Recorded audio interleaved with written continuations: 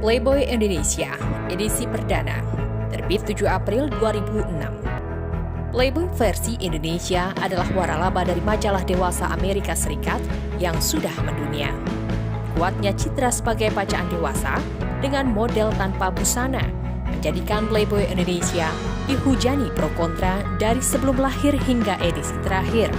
Resistensi dari pihak yang anti memicu demonstrasi nyaris di seluruh negeri.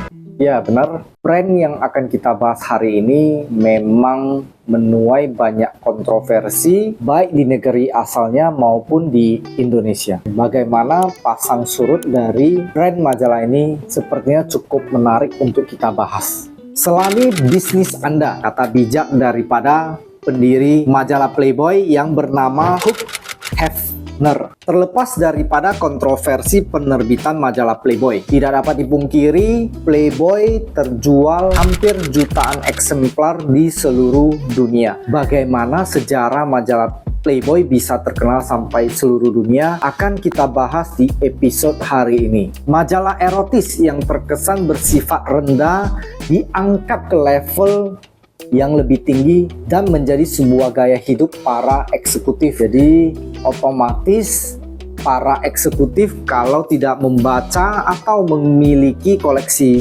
majalah Playboy terkesan bukan eksekutif. Yang sesungguhnya ditawarkan oleh majalah Playboy sebenarnya bukan hanya kaum hawa yang memakai pakaian seksi, tapi pelajaran bagaimana menerapkan cara hidup yang canggih dibumbui dengan kolom-kolom janji pertemuan dengan kaum hawa.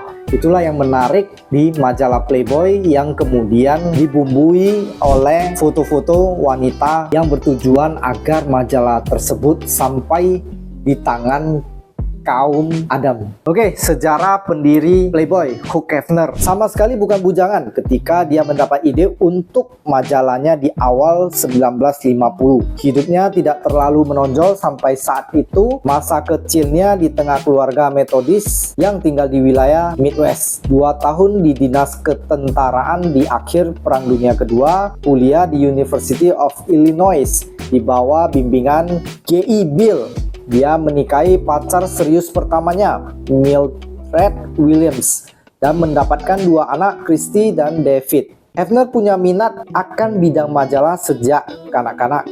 Dia mulai mencetak koran sendiri pada usia 10 tahun dan menjadi penyunting untuk majalah kampus yang memuat Co-ed of the Month. Dia terus-menerus bergeser ke arah bisnis penerbitan untuk mendapatkan nafkah. Pertama-tama bekerja sebagai copywriter promosi untuk majalah Esquire dengan gaji hanya $60 AS per pekannya. Hefner kemudian mengenang, kalau saya tidak melakukan sesuatu hal yang luar biasa, mungkin saya akan sama seperti orang tua saya. Timbullah perasaan Hefner untuk merintis bisnis sendiri. Dengan pengalamannya di Esquire, beliau merintis bisnis majalah juga dengan target market customer atau pembaca yang sama dengan majalah Esquire, tapi dengan cara yang lebih kontemporer. Pada masa itu sebenarnya sudah ada majalah erotis atau majalah khusus kaum pria dewasa. Hanya saja majalah-majalah tersebut lebih menargetkan pria dengan usia pertengahan, kemudian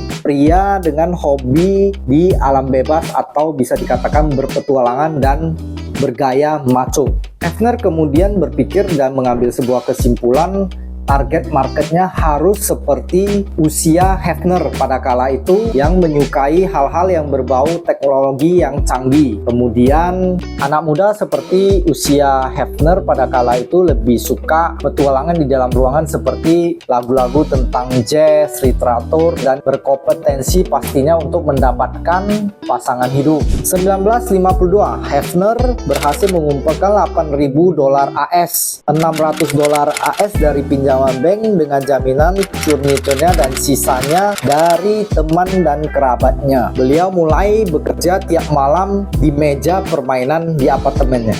nyaris tanpa budget atau kekurangan budget untuk menyewa seorang kontributor. Hefner yang kurang berpengalaman tentang hak kekayaan intelektual dan sindikasi ya di negeri mereka. Dia pun mencari material atau berita-berita yang bisa dimuat ulang secara murah dan berada di ranah publik. Jadi istilahnya berita-berita yang memang di repost ya teman-teman, bukan dicari diri dia sendiri atau perusahaan dia sendiri. Dia menemukan cuplikan yang cocok dari kisah karya Sir Arthur Conan Doyle dan membelinya seharga $25 AS dari pemegang hak muatnya yang meyakinkan separuh kontributornya untuk menerima pembayaran dalam bentuk saham. Lalu dia mendengar tentang gambar seorang aktris muda bernama Marilyn Monroe yang oleh sebuah penerbit dijadikan kalender tapi belum pernah dimunculkan secara publik. Hefner berkendara ke kantor penerbit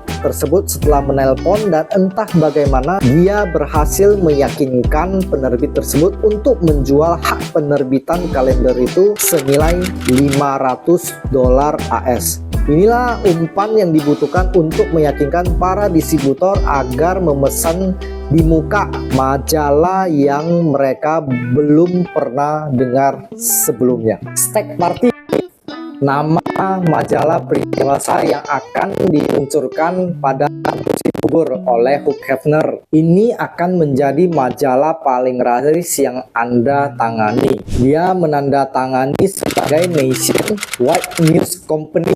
Hugh Hefner sebagai general manajernya. Hanya berisi Hefner dan istrinya saja karena perusahaan tersebut baru terbentuk. Hefner kemudian ganti jabatannya sebagai editor, direktur pemasaran, direktur sirkulasi, semua adalah beliau, dan beliau menambahkan sentuhan-sentuhan tanda tangan dan surat-surat oleh sekretarisnya, yaitu istrinya sendiri. Majalah Steak Party atau majalah pertama Hugh Hefner sepertinya tidak berjalan mulus karena Hugh harus berhadapan dengan hukum. Hugh kemudian mendapat surat dari majalah yang bernama Steak Magazine. Steak Magazine kemudian mengancam perusahaan Hefner agar tidak menggunakan nama Steak Party karena Steak Magazine bisa menggugat Steak Party dikarenakan adanya kemiripan nama merek yaitu tulisan Steak. Hefner pun terpaksa mengumpulkan para kontributornya, para pemegang sahamnya pada kala itu. Kemudian mereka mencoba nama Pen and Satire, diskusi demi diskusi, kemudian terbentuklah Hugh Hefner dan timnya memakai nama Playboy. Playboy merupakan nama perusahaan mobil yang baru saja bangkrut pada kala itu. Tak disangka dengan pemesanan 70.000 eksemplar berkat foto dari Marilyn Monroe, Hefner sampai menawarkan dua penerbit majalah tersebut agar pembayarannya dicicil ataupun diangsur. Jadi untuk awal dari brand Playboy ini bahkan harus mengangsur atau mencicil penerbitnya. Teman-teman gimana yang lagi branding? Komen ya di kolom komentar bagaimana perjuangan teman-teman di awal-awal branding, atau teman-teman yang lagi branding gimana nih? Masih tetap semangat nggak? Komen ya di kolom komentar.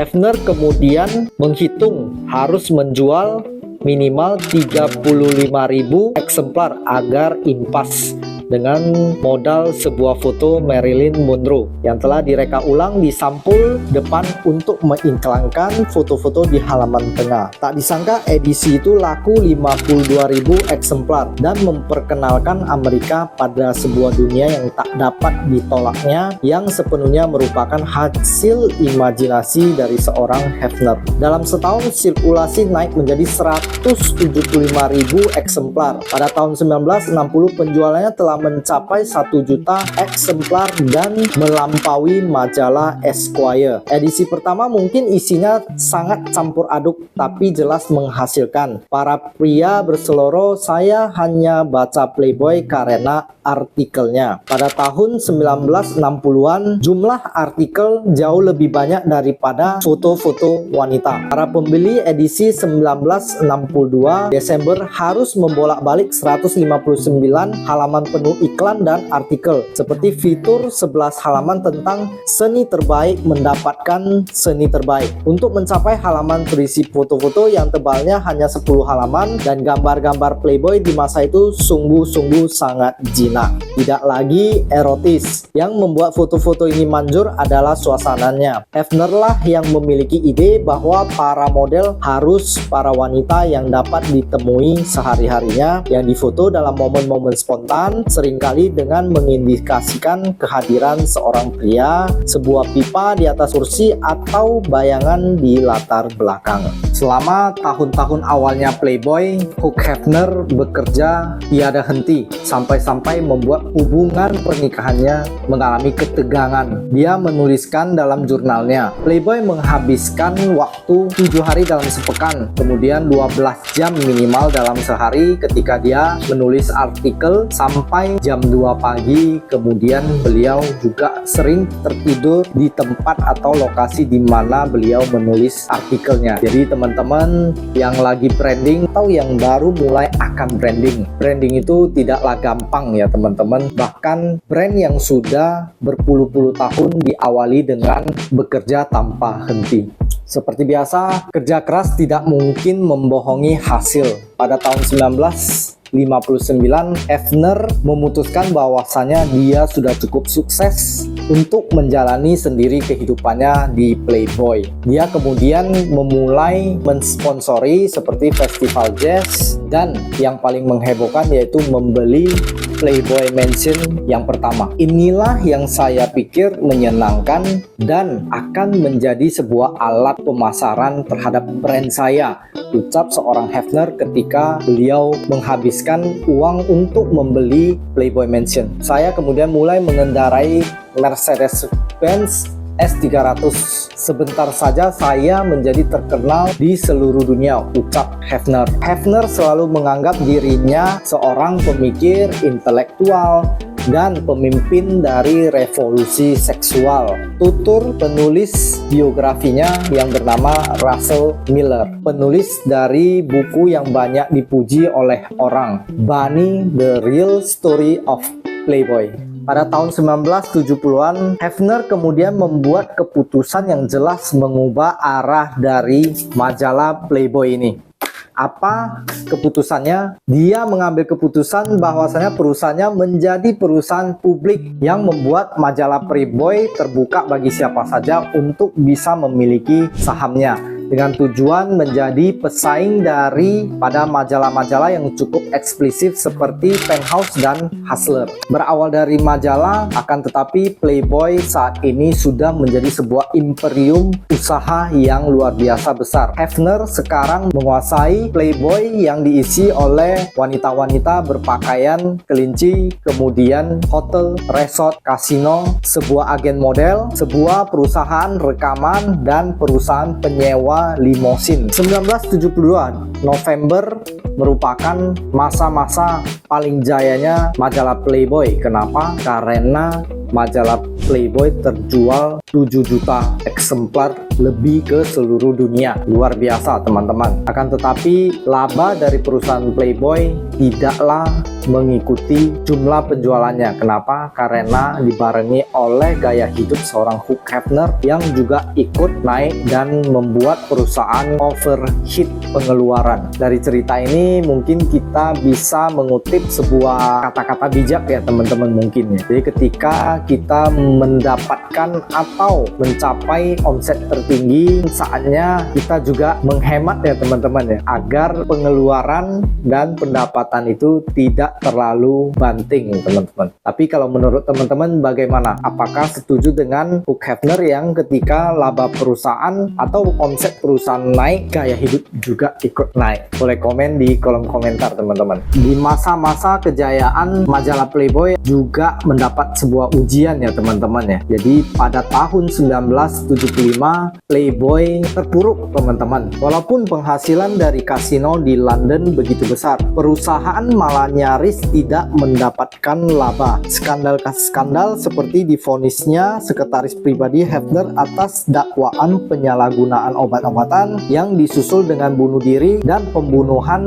Playmate of the Year tahun 1980. Dorothy Stratton menambah kesan bahwa Playboy tidak lagi sekedar menyerempet dan glamor, tapi sudah terpuruk dalam selera rendah. Saat-saat terburuk terjadi pada tahun 1981. Polisi menggerebek kasino dari Hugh Hefner dan menemukan banyak bukti-bukti atas laporan dari pesaing dari kasino Hefner. Polisi menemukan cukup banyak bukti terjadi pelanggaran hukum, sehingga hakim kemudian mencabut lisensi Playboy untuk menyelenggarakan perjudian atau lisensi kasino Playboy dicabut. Pada 1982, perusahaan Playboy kemudian diserahkan kepada putri dari Hugh Hefner, yaitu Christy Hefner, yang membawa banyak akal sehat dalam menjalankan perusahaan Playboy. Kemampuan untuk bernegosiasi dengan partner tidak seperti Hugh Hefner, tapi Hugh Hefner masih terlibat dalam bisnis Playboy, kata anaknya yaitu Christy Hefner. Walau perusahaan sudah diserahkan kepada Christy Hefner, kehidupan Hugh Hefner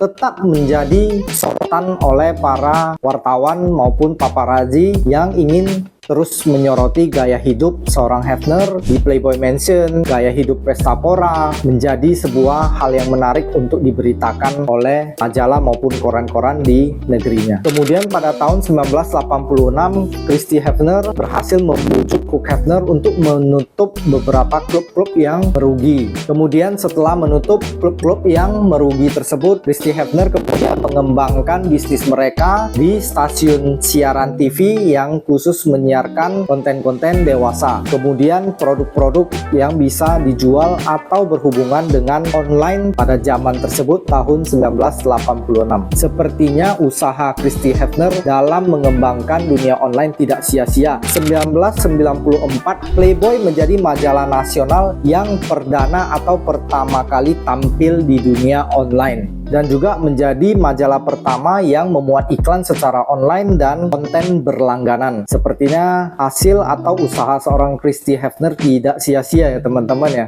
Kemudian Christy juga berpendapat faktor pengakuan khalayak ramai atas brand Playboy memang memberi banyak keuntungan ketika akan bertransisi ke dunia online, ucap seorang Christy Hefner. Jadi teman-teman, brand itu sebenarnya sangat berpengaruh ya teman-teman ya. Ketika suatu brand itu kuat, akan bertransisi ke zaman apapun, akan lebih mempunyai keuntungan, kemudahan dalam bertransformasi ke dunia online. Begitulah pendapat seorang Christy Hefner ya teman-teman. Christy juga mengaku, kami belajar bersabar karena di dalam dunia online ketika bertransisi, Christy juga mengatakan bahwasanya mereka hampir 5 tahun tidak menanggung sebuah keuntungan sama sekali.